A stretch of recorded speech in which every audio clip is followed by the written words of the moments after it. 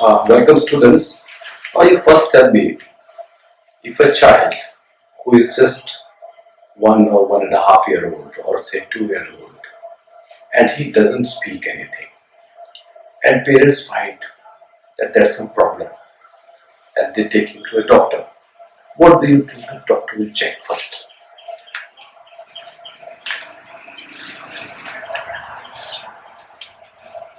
What do you think the doctor will examine first? Don't know. Guess. Yes. Guess what? What will he examine first? Health. Health. Okay. Vocal cord. Vocal cords. Yes. Health. Health. Same. Same. Well, I suppose that you are very mistaken. If the child doesn't speak and is taken to the doctor will check his ears first. Because if he hears, if he listens to sounds, then definitely he'll speak. When a child babbles, or say he talks, he just makes these kind of sounds, he is only trying to copy what he hears in his surroundings. So, the first step towards learning any language, leave aside English, any language in a natural way, is Here. to listen, not hear. You can hear a sound. There may be many people sitting in a room and they may be talking with each other. But you must be talking to your friend and you be listening to him, not others. But you will have all other sounds coming to your ears also. But you are listening to your friend. You are not paying attention to what others are talking. That's hearing. And when you listen with attention to understand what is being spoken, that is listening. A sustained listening process. The better you are, the better listener you are, the better equipped you are for learning. To acquire language. Then, second point, first you listen, then you speak. That means speaking comes next. In between, this is technical things are cognitive processes that goes on in our mind. How we listen, how we process it according to the situation, all goes into our mind, and then we speak. So first listening, then speaking. Then third comes reading. And fourth, writing. And when we have learned some language, that means we have started to understand any language, we start producing some sounds.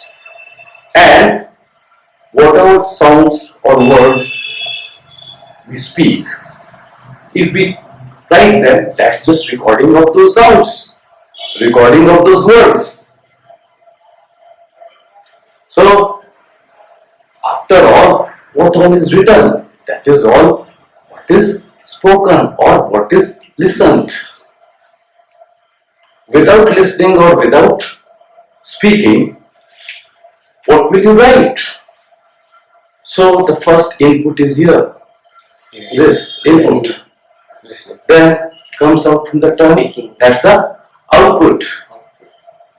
Just like, see, your science students, you must have studied the law of buoyancy in physics.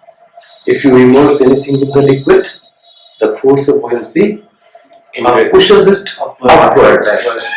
Similarly, if you listen to something interesting, in which you are really interested, with interest, listen to it, automatically it will bounce back, it will come out. The sounds you listen to, the words you listen to, the sentences you listen to, they always they'll come back. But if you are a bad listener, you are a bad speaker. And if you are a bad listener and bad speaker, that means you are a bad reader. And when you become a bad reader, you are a bad Writer. writer also. So the first step towards learning an English, any language, is first being a good listener. So all the languages, see, language came first or grammar came first? Grammar. Wrong. Wrong. Yes. Language came first or grammar came first? Language. Ah. So much so that many people or many tribes in remote areas, they have their language. They speak up to each other, but they don't have the script. They don't have anything in writing. How's that? They can communicate, but they can interact between each other, but they cannot read or write. When the first missionary who went to America and he wanted to translate the Bible in the language of the Red Indians, and he wanted to teach them Bible and convert them to Christianity. That was his mission. So he went and he saw that there were people, they were talking, but they didn't have their script, they didn't have their words. So he just stayed with them, learned their language, and then made their grammar, made their alphabets, letters, taught them, and translated the Bible into English. Translated the Bible into into the Red Indian language. That means the language existed before the grammar. Grammar cannot be the way, the method to learn a language. It can refine your language.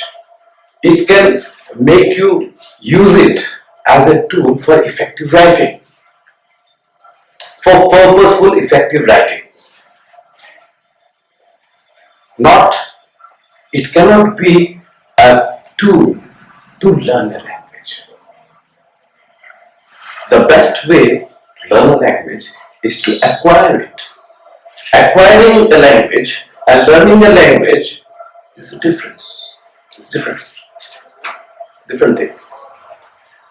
You acquire your mother tongue. How do you learn your mother tongue? Do all of you have to go to schools to learn your mother tongue? No.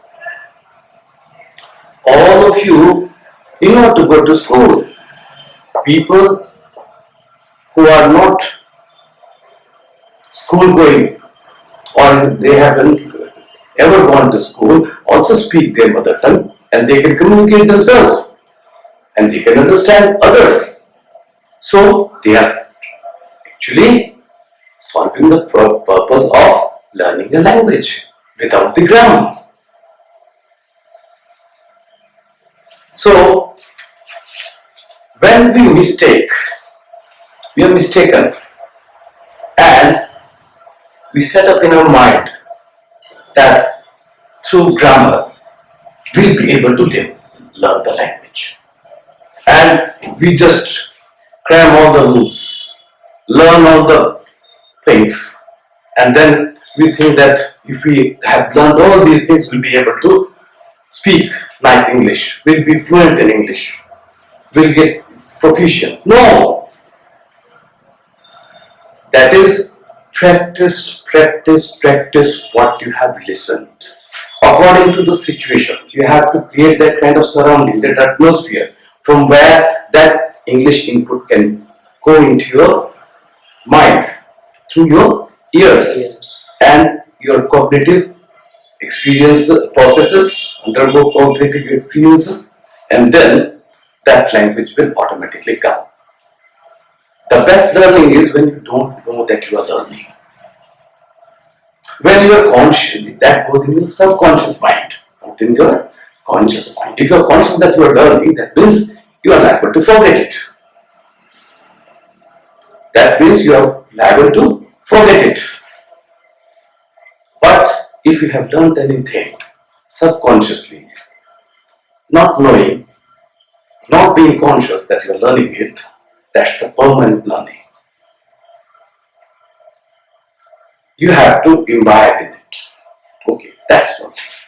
Now, on this channel, I'll take some topics of grammar, all level, that is school level grammar at advanced level, whatever the case may be.